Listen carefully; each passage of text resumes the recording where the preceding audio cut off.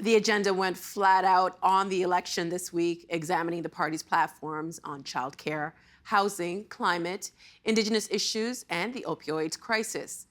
The agenda's weekend review highlights just some of that. Have a look.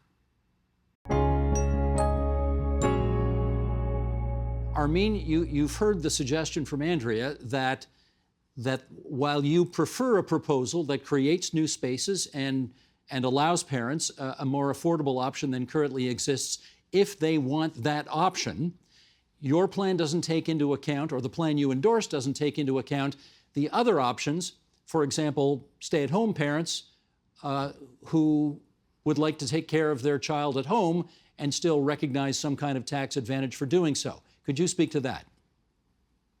We do have tax advantages for parents that choose to stay at home. We do also have the Canada Child Benefit, which has been doubled by every single Conservative or Liberal government that has come into power at the federal level since 1993. We've poured billions upon billions of dollars to support families to stay at home and take care of their kids.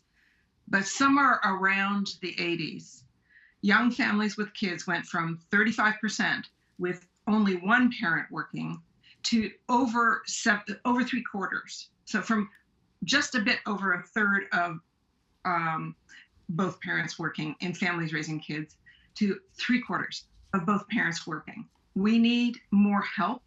We have not created spaces. It is incorrect to say that the existing plan that has been signed by 7 provinces and 1 territory and was being negotiated by Ontario as well, which would have stood to receive $11 billion.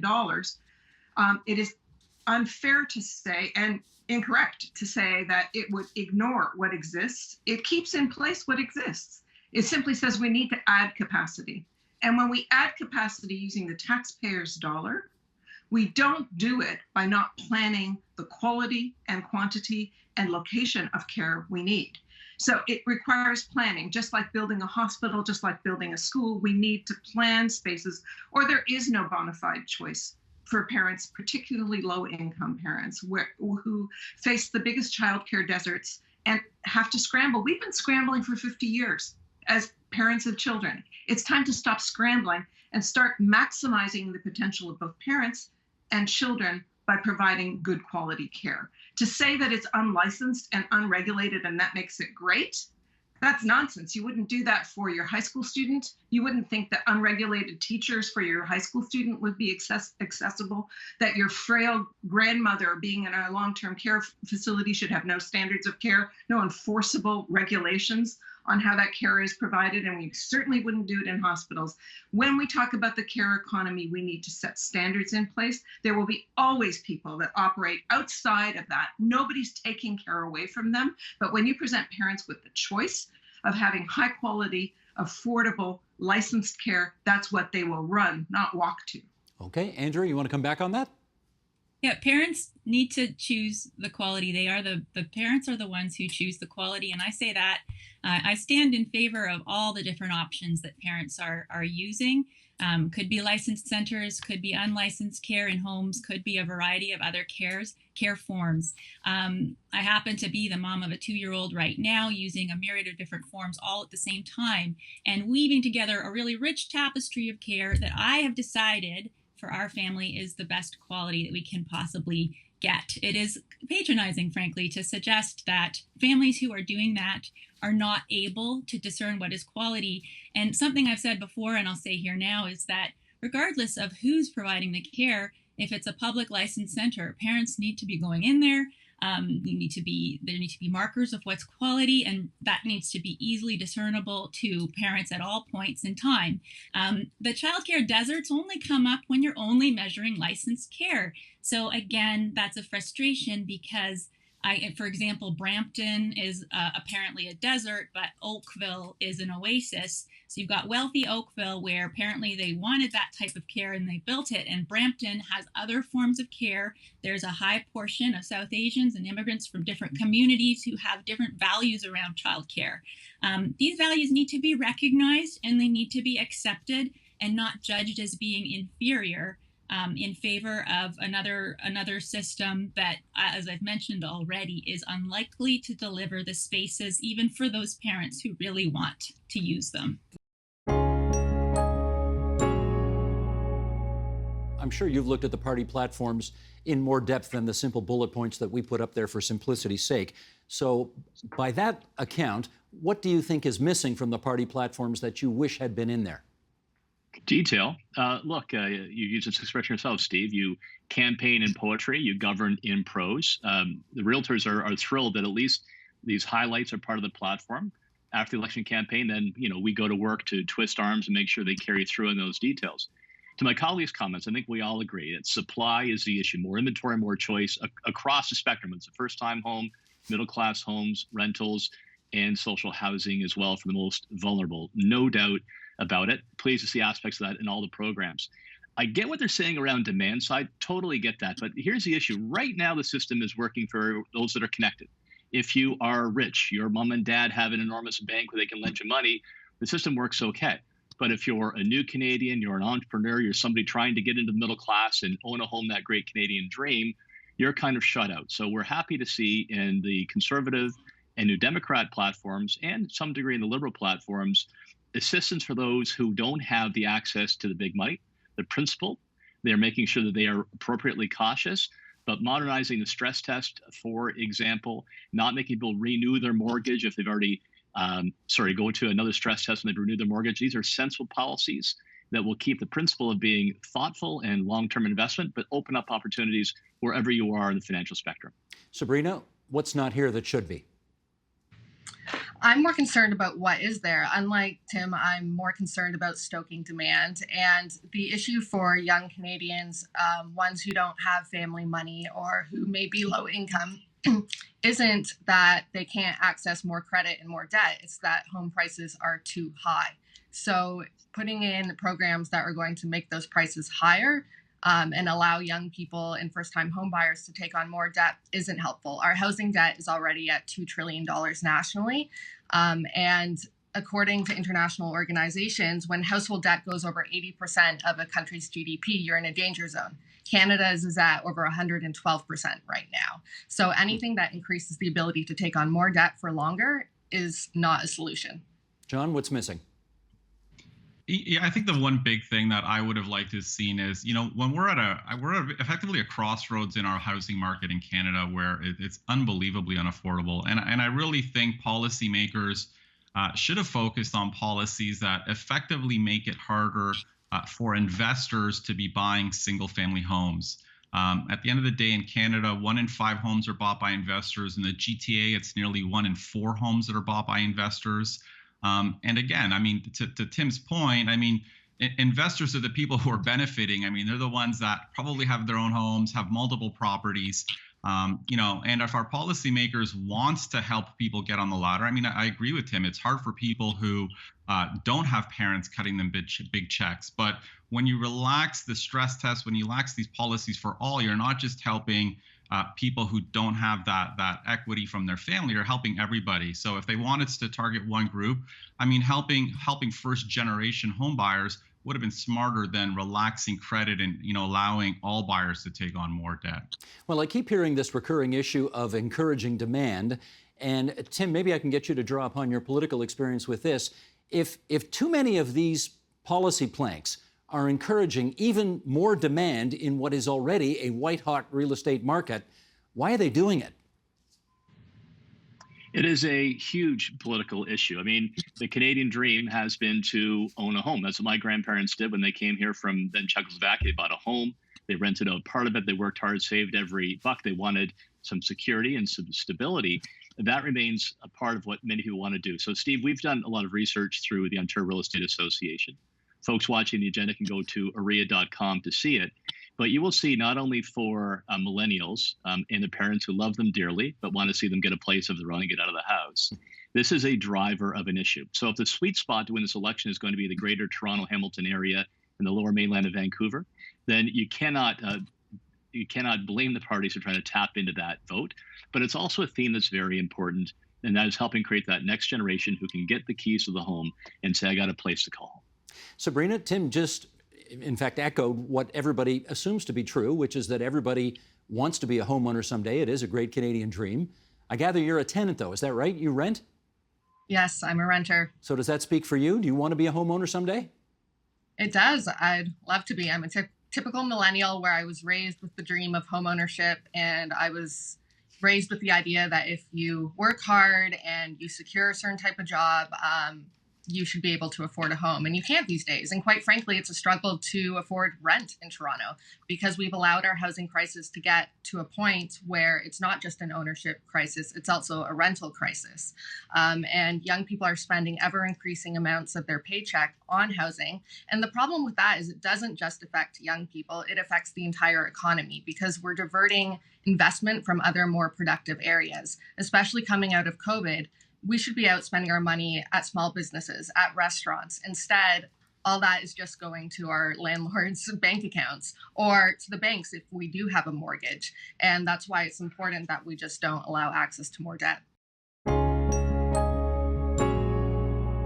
Lorraine, why do you think the Greens have the best platform on offer?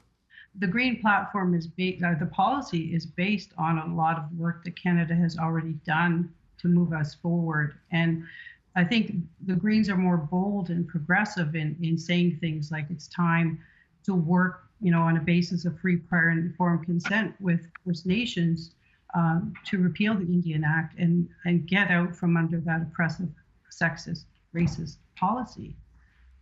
Cynthia, let me get you to speak to one of the criticisms we hear about both the leader of your party and about the party itself, and that is lots of talk, not necessarily lots of action. You want to speak to that? Yeah, I'm sorry. That's not something that I would absolutely not agree with. I think that the Liberal Party and Justin Trudeau has made some huge strides forward. This is a government that has said yes. This is the first government that, in my recollection, and I'm well over 60 now, that has said yes, that has taken a whole of government approach, that has put in every single mandate letter of every single ministry that they must deal with these issues. They're about 86% addressing the 94 calls to action. They're either done or they're in progress. They've got the water boil advisories lifted. They've got something like 68% of them. So they're actually making, and that's in 6 years. So they're actually doing what they said. They did the missing and murdered Indigenous women inquiry. They have the 236 recommendations that are moving forward, and they put resources into that. They have done an incredible amount of work. I think the problem is, and I say this all the time, is we don't get it into the public domain very quickly. And I know that a lot of the negotiations that are going on across the table where jurisdiction and authority is being addressed are not in the public domain until they're resolved. So you don't put negotiations as they're moving forward out there. So I think a lot of people don't realize that the Minister of Crown Relations has done an incredible job of actually lifting a lot of those conversations.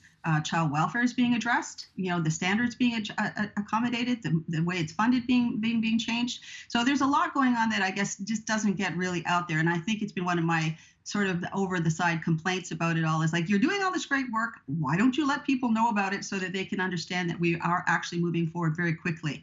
So all of those things, United Nations Declaration on the Rights of Indigenous People, that got royal assent under this government. There's a lot going on, I think, that we need to be proud of. And reconciliation, that's my gig. I mean, I'm the chair for the National Center for Truth and Reconciliation at the University of Manitoba.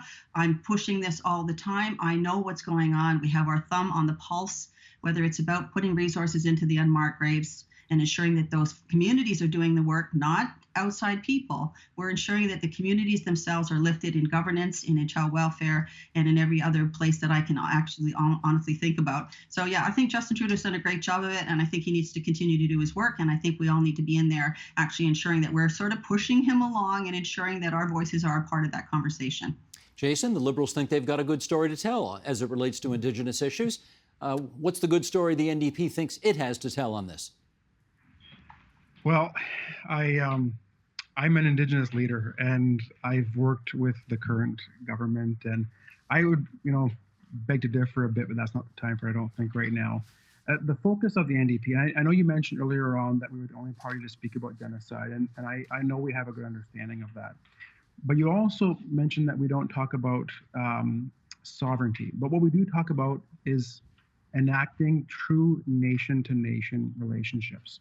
And the approach from the NDP is not the paternalistic top-down approach that Indigenous people are so accustomed to. I know the system's not working, and if it was working, I wouldn't be here. I would be at home still, fulfilling my duties as chief. But it's not working for us, and I know that. From the other end of it, not from the top-down approach, but from the other end of it, on the communities, we're not getting the response. And the BWAs, they have been lifted and then reinstated, days later. So that's a struggle. I worked across the country, training Indigenous people to run water and wastewater facilities. This isn't a turnkey solution, and it takes real investment. And we have to stop fighting ourselves. We have to stop fighting Indigenous children, stop spending money fighting our people.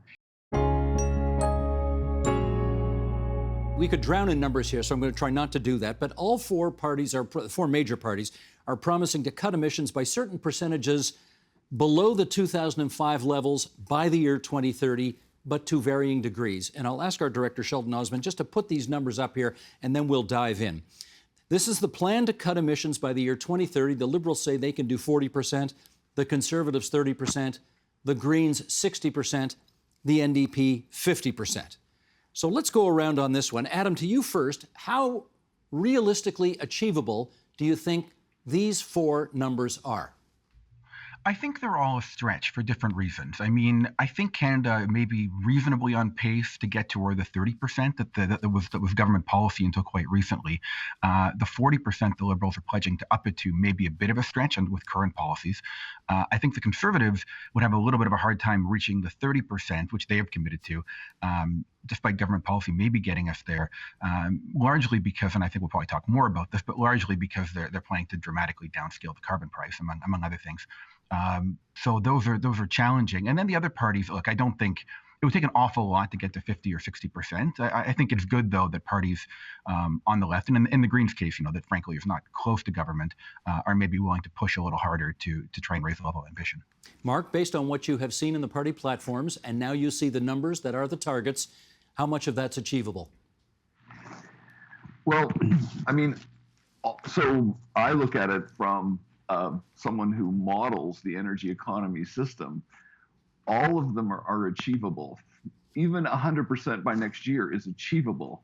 So what I'm interested in, though, because we have this long history of, I call it climate insincerity, where governments or politicians put out targets, and then when they get in power, sometimes they're even paralyzed by the target because they realize, oh, we're actually going to have to disrupt people's lives, make some things more expensive, and it's not easy. We're going to have regulations and carbon pricing. And so, yes, obviously a smaller target is more achievable than a bigger target, but I do agree with Adam that the 30 and 40% will involve major challenges in a 9 or 10 year period. I mean, you're talking about the cars you're looking at driving around on the road changing dramatically over the next 3, 4, 5 years, and try to figure out how that happens, how houses are heated, the industry. So it's a huge challenge. You do have what you call a sincerity index, and we will get to that later in our conversation because you've got some fascinating numbers on that. Charles, how about to you on this issue? Who has a platform that you believe can actually achieve the numbers enunciated here? Well, I guess as Mark mentioned, I would agree with that. It's going to be challenging to achieve those numbers. And as he said, it's really about the cost and what are the consequences, what actually has to happen in the real world here. I would say that, we don't have some of the easy wins that perhaps the US does, for example, in terms of our electrical sector to decarbonize. So there's an obvious winners here, I don't think. Sarah, how about to you on this? I think whose plan is the most realistic depends on what you decide you care about the most. So let's presume that we care about the economy and jobs. I largely agree with what Charles and Mark have said. I think maintaining some level of economic health and jobs throughout the clean energy transition is an important one and should be Canada's #1 goal. You have challenges with what the NDP and the Greens have put forward in terms of how fast you have to ratchet up policy and what that does to the economy to achieve the targets. We know from Mark's work and from others' work that the Liberal plan is probably going to get us to 40%. We're not 100% sure, but we know that at least the 36% that they previously committed to when they released their last climate plan in the spring, said that it was reasonable. They had modeling, and now 40% seems relatively doable. With the Conservative target, I do take issue with it. I wonder if the Conservatives, if they were to achieve power, could show up in Glasgow for the next Council of All Parties meeting with a reduced target, given that everybody, the rest of Canada's business partners, have said, what we want is increased ambition, increased targets. Could Canada credibly show up and say, hey, we're backing out of the business deal? I'm not sure about that. So when you say show up in Glasgow, you mean the meeting in November in Scotland that the world is going to attend dealing with climate change? You think they'd have a pretty tough time showing up to that saying, we're for 30%? Yeah, I think so. I got that. Okay. I want to take just a moment now to briefly outline some of what the parties have on offer. So Sheldon, if you would, let's bring this graphic up here. Starting with the Liberals, the Liberals would propose to invest $25 million for public education to reduce the stigma associated with problematic substance use. They've got $500 million in their plan for a full range of evidence-based treatment, and they'd like to reform the criminal code to repeal relevant mandatory minimum penalties. The Conservatives, the second-place party in the last Parliament, would invest $325 million over the next 3 years to create 1,000 residential drug treatment beds. Law enforcement should focus on dealers and traffickers, say the Conservatives, and all policies have the reduction of harm and promotion of recovery as their objectives. The NDP would immediately declare the overdose crisis a national public health emergency. They would purport to create a safe supply of medically regulated alternatives to toxic street drugs and end the criminalization and stigma of drug addiction. And the Greens declare that the drug poisoning crisis is a national public health emergency. They would create a national safe supply of drugs of choice and decriminalize the possession of illicit drugs for personal use. Let's, you know what, I think maybe the best thing to do here is just, with all of that having been said, let me get, Quam, to you first, your expertise on what stands out for you there as being particularly useful or relevant given the challenges afoot. I'll just give you a bit of context in how I'm thinking.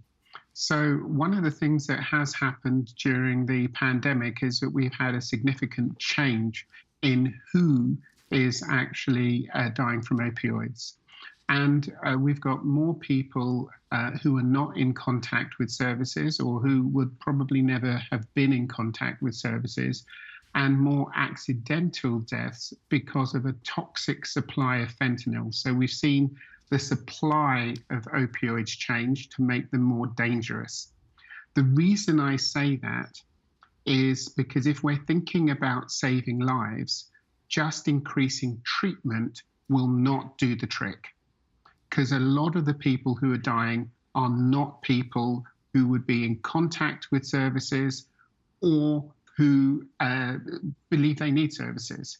And a lot of people are dying because of accidents, because now the supply of a particular opioid, fentanyl, is so toxic that very small amounts will kill people. So if we want to deal with that, we have to do something about toxic supply and safe supply, as well as doing something about treatment, which means that we need to really, really change up what we're doing. So when I see, and I think the platforms seem to bifurcate. On the one hand, we've got the NDP and the Greens saying we need to fundamentally change things. And then on the other side, we have the Conservatives and the Liberals that seem to be saying in their platforms, we need more of the same. And my view from the research and from all of the policy work that I've seen is more of the same, more treatment and all of the other things. That's good, but it won't actually solve the problem. You need something much more fundamental if you want to really save people's lives. Okay, Hassan, again, I'm not asking you to endorse anybody's platform in particular, but what stands out as being particularly useful here? Yeah, I think what really stands out to me is what seems like an artificial distinction between treatment and harm reduction. When I think about almost everything I do in medicine, it's all harm reduction. When I treat someone's diabetes, I'm not curing their diabetes, I'm reducing their harms of high blood sugar. But when it comes to people who use drugs, we seem to have made these artificial distinctions where you're either for, safe supply and decriminalization, or you're for kind of recovery and abstinence-based treatment. And I think that's really dangerous. And I'll give you an example of why. For some of my patients, they live in sober housing where, they can't use substances or they lose their housing. We have a housing crisis where if they do relapse, they have nowhere to go. And so they have to choose between keeping their housing or using in the bathroom of a fast food restaurant alone when they're at highest risk. And we make people make these impossible choices as opposed to providing a large spectrum of options, reducing the barriers between them, and letting people, get the treatment they need when they need it and where they need it. And that's not the fundamental shift that I'm seeing in these platforms. That's just some of what we covered this week on The Agenda. For more, including the full conversations, you can visit our website, tvo.org, our YouTube channel at youtube.com/theagenda, or our Twitter feed, twitter.com/theagenda. And for all our election coverage in one place, you can check out tvo.org/federal election 2021. The Agenda with Steve Paikin is made possible through generous philanthropic contributions from viewers like you. Thank you for supporting TVO's journalism.